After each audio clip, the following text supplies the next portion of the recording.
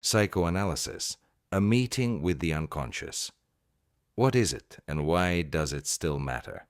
In today's world, where everything must be fast, efficient, and rational, psychoanalysis can seem outdated. Isn't that Freud stuff? Dreams, childhood traumas, weird symbols? That's what many think. But psychoanalysis hasn't become obsolete. It simply doesn't adapt itself to the demand of, give me 3 tips to feel better in 15 minutes. Because psychoanalysis isn't about becoming productive. It's about becoming yourself. Let's take a step back into the history of psychoanalysis. Psychoanalysis was born at the turn of the 20th century in Vienna. Its founder, Sigmund Freud, was the first to seriously consider the idea that not all of our actions are conscious. He discovered that symptoms, anxieties, slips of the tongue, strange dreams, these aren't random. They are expressions of the unconscious, the forgotten, repressed parts of us that still shape our behavior. After Freud, psychoanalysis was developed by many others: Carl Jung, Jacques Lacan, Melanie Klein, Donald Winnicott, Françoise Dolto, Wilfred Bion, and more.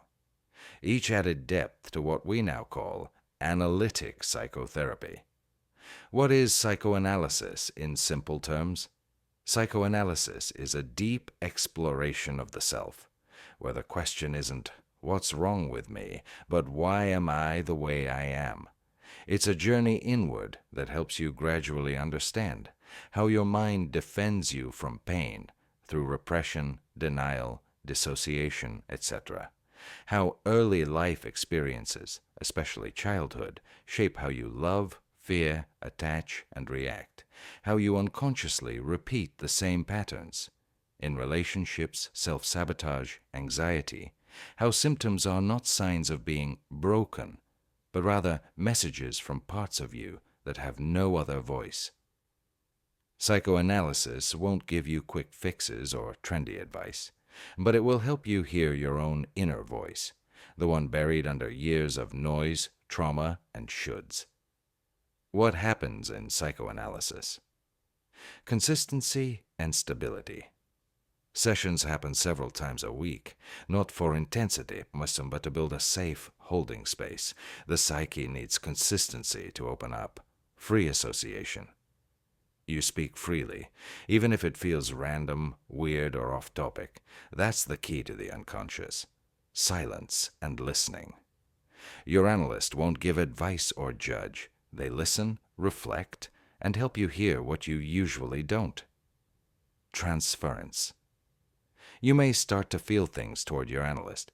Admiration, anger, longing. This is natural. These feelings are often echoes of past relationships, especially from childhood. In analysis, they become part of the healing process. Resistance. Part of you will resist change, even if you want it. That's normal. The analyst helps you stay present and curious, even when it's hard. Why does it matter? Because most of us live in unconscious patterns. Without knowing, we can break them. We long for love, yet always choose unavailable partners. We seek freedom, yet sabotage ourselves. We say, I'm too sensitive, or I overthink everything, not realizing we're reenacting buried emotional pain. Psychoanalysis isn't about fixing you. It's about understanding you, and understanding is the first step to change. How long does it take? Will it help me? It depends. Sometimes it takes months, sometimes years. It's not about speed. It's about depth. There's no one-size-fits-all advice here, but there is the chance to meet yourself fully, without masks, without filters, without someone else's expectations. Will it help? If you're willing to look within, face discomfort, and stay committed to the process? Yes. Psychoanalysis won't promise you an easier life, but it will help you live your own life, more freely, more consciously. In conclusion, psychoanalysis isn't about becoming normal. It's about becoming alive, feeling, choosing, knowing, failing, growing, not perfectly, But truthfully, if something inside you resonates while reading this, maybe it's time to begin this journey. Psychoanalysis doesn't change who you are. It lets you become who you've always been, underneath it all. Ready to begin? We help people find the therapist who truly fits their needs, whether that's a psychoanalyst, psychodynamic therapist, or another approach that suits your pace and concerns. Send us a DM and we'll guide you through the process of choosing a therapist who matches your goals. Or click the link in our bio to fill out a quick form, and we'll reach out with personalized suggestions. You don't need to have all the answers to start. You just need to feel ready to look a little deeper. We're here to help you find your way.